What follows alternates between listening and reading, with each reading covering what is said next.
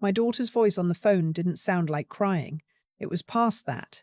It was the flat, hollow kind of quiet that a person gets when they've run out of ways to feel anything. "Mum," she said, "I'm at the airport.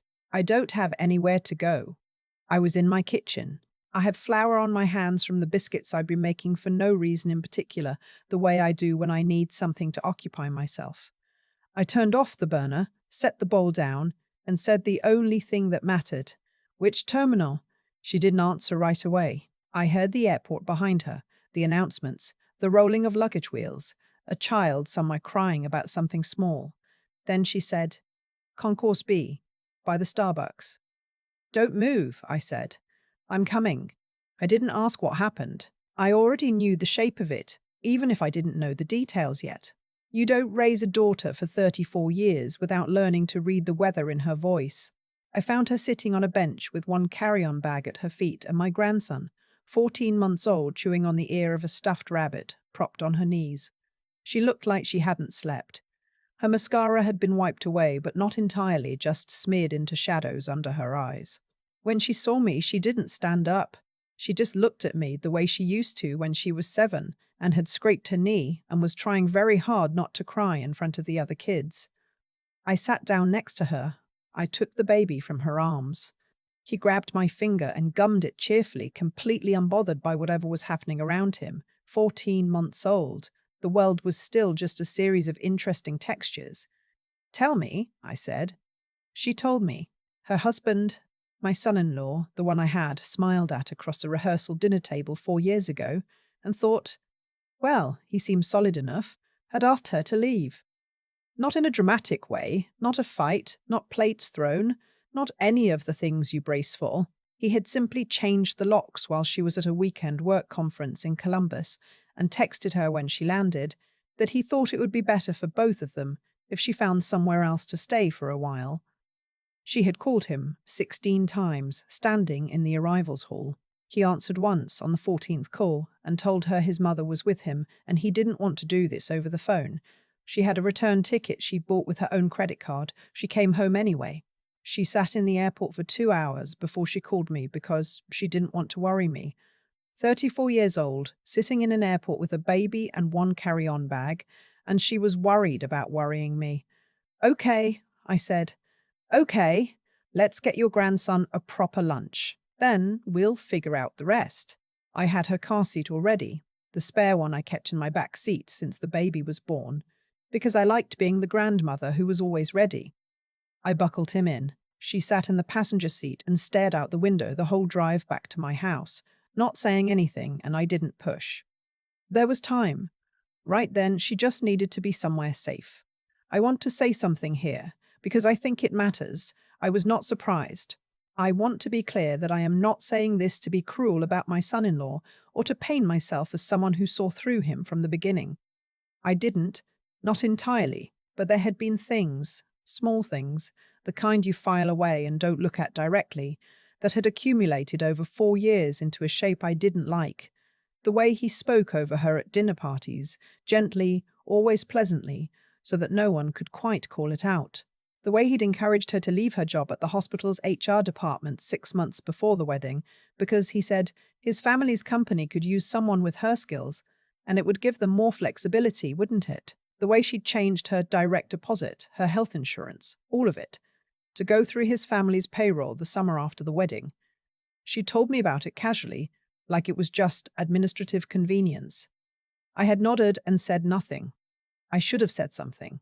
I didn't, but I am 63 years old and I have lived enough life to know that the moment you decide to say something is as important as what you say, and that moment had not yet arrived. It arrived the morning after she came to stay with me, when I sat down at my kitchen table with my reading glasses and a legal pad and asked her to walk me through everything she knew about how the company was structured. She knew less than I expected. That itself told me a great deal. The company was her in-law's catering and event rental business. They had started it 20 years ago out of their garage linens, china, chairs for rent, catering for weddings and corporate events. By the time my daughter married into the family, it had grown into what looked like a real enterprise. 3 facilities in the greater Cincinnati area, a fleet of vans, Contracts with 2 hotels and a convention center downtown. My son-in-law, whose name I'll call my son-in-law because I find I don't particularly want to say his name right now, had positioned himself as the operations manager. His father was nominally the owner. His mother handled the client relationships and the social media. My daughter had been brought in, as though she were cargo, to manage the administrative and HR side, payroll, contracts, vendor agreements, insurance filings. She was good at it. She had a degree in business administration, and she was organized in the way that some people simply are, constitutionally, the way other people are good at math or music.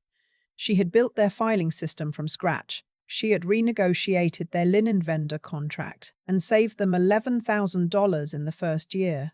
She had done all of this as a salaried employee of the company, not a partner, not an owner, an employee, with her name on the payroll and her W-2 going to her father-in-law's accountant every January.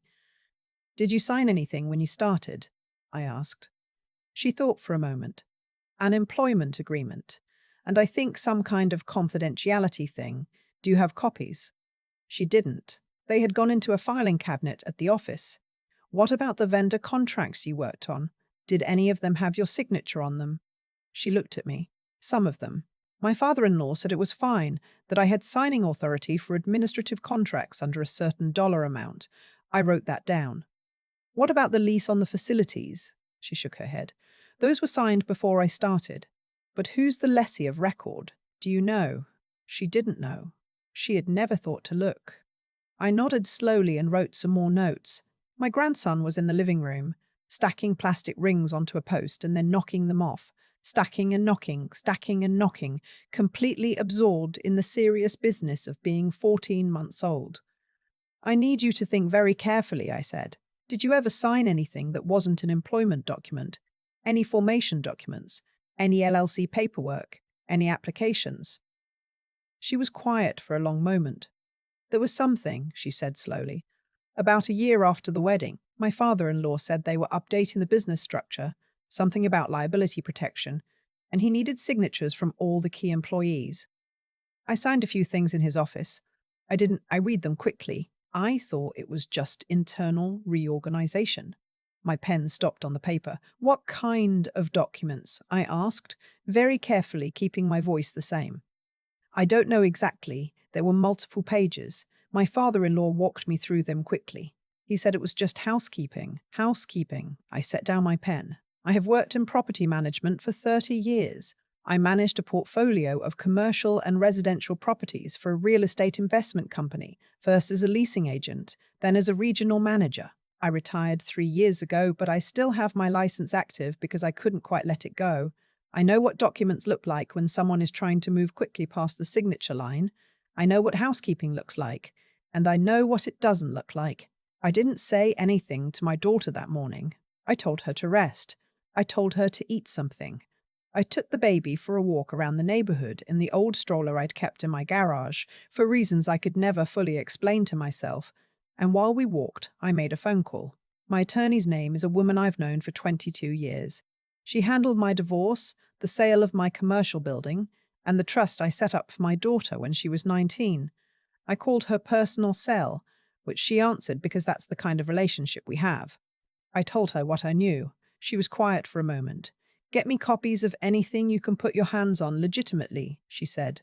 Her pay stubs, any employment correspondence, anything she received by email. Don't touch the physical files at the company, not yet. And I want to do an Ohio Secretary of State search on that business today. How fast can you do it?" "I'm looking right now," she said, and I heard her keyboard. I waited. "Interesting," she said after a moment. "Tell me." "The original LLC is exactly what you'd expect. Registered about 19 years ago. Father-in-law is the sole member. But there's a subsequent filing, an amendment from about 3 years ago." She paused. "Your daughter's name is on it." I stopped walking. My grandson looked up at me from the stroller, surprised by the stillness. "As what?" I asked. "Member. The amendment added her as a 25% member of the LLC." I stood on the sidewalk in front of my neighbor's rose bushes and felt something settle in my chest. Not anger, not yet. Something quieter than that. The recognition of a shape I had suspected but not yet seen clearly. She doesn't know, I said. She signed it, and she doesn't know, my attorney confirmed. Which is actually not uncommon when someone hands you a stack of papers and tells you it's just housekeeping. What does this mean for her? It means a great deal of things, she said. We should meet, soon. We met the next morning. My daughter came with me, and we sat across from my attorney at the conference table in her office, and my attorney explained in plain and careful language what a 25% membership interest in an LLC actually meant. It meant my daughter had legal rights she had never known she possessed. It also meant she likely had legal exposure she hadn't known about either, because member liability, even in an LLC, is a complicated thing, and the filing had happened around the same time as several significant vendor contracts that my daughter had signed as a company representative. My attorney said this quietly and precisely, the way she does when she wants you to understand the full weight of something without panicking. My daughter sat very still. So they made me an owner, she said slowly, but treated me like an employee. On paper, my attorney said, you are a part owner of that business. In practice, based on what you've described, you were being used as an authorized signatory and a legal buffer without being informed of your actual status. Can they do that? They did it, my attorney said.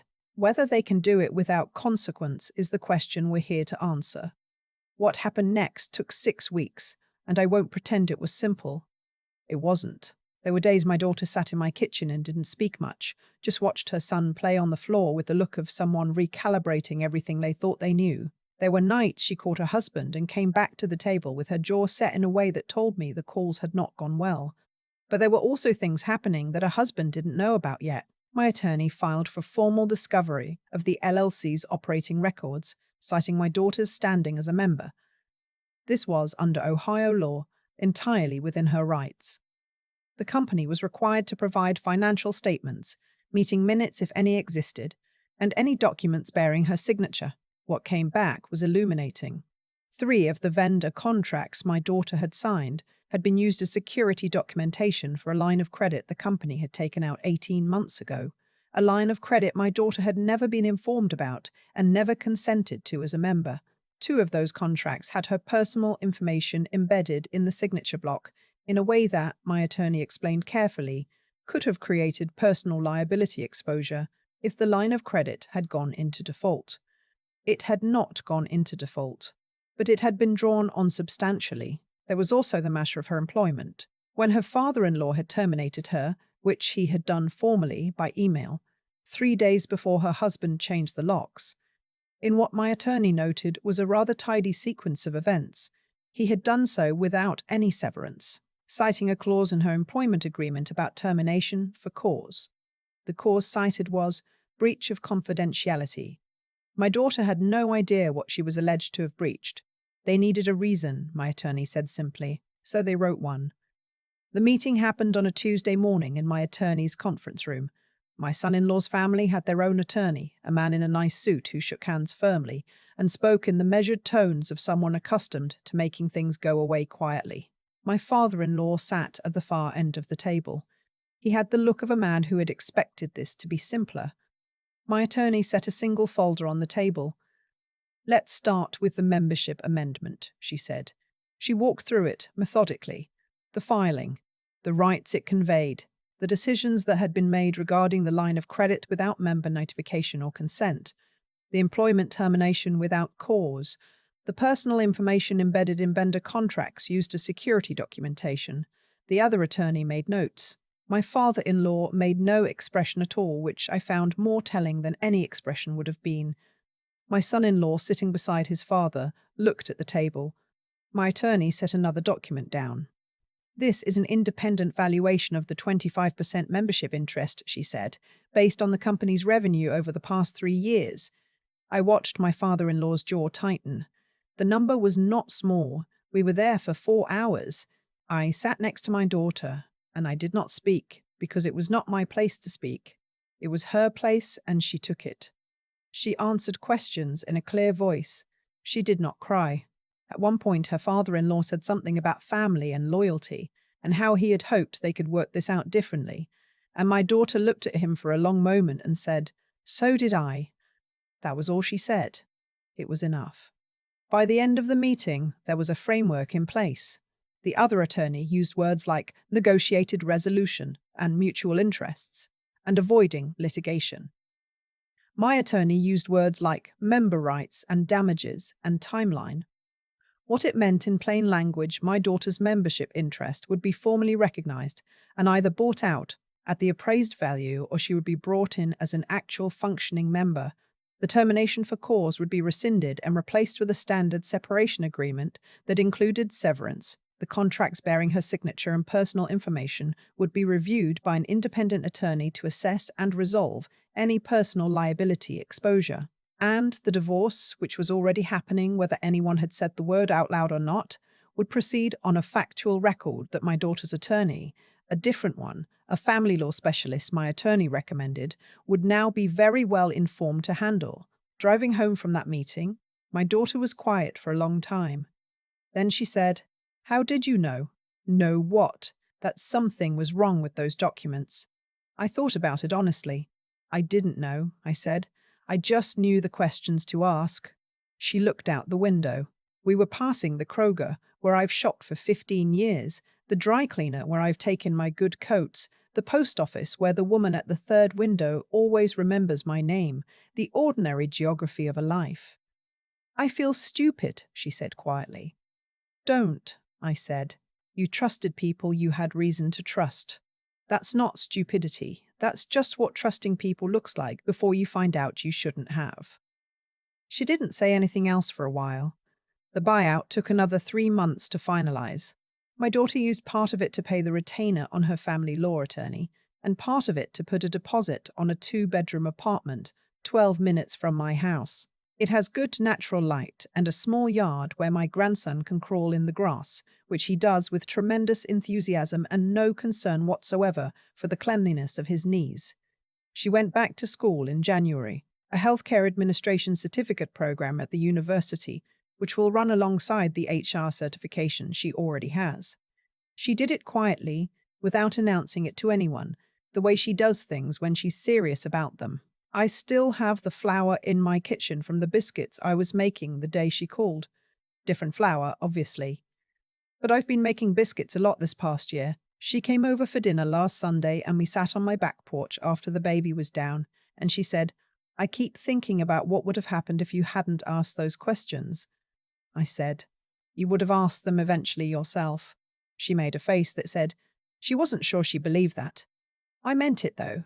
She is her mother's daughter, even when she doesn't know it yet. She has the instinct. She was just in a season of life when she'd been talked out of trusting it. She won't be talked out of it again. I know this because I know her.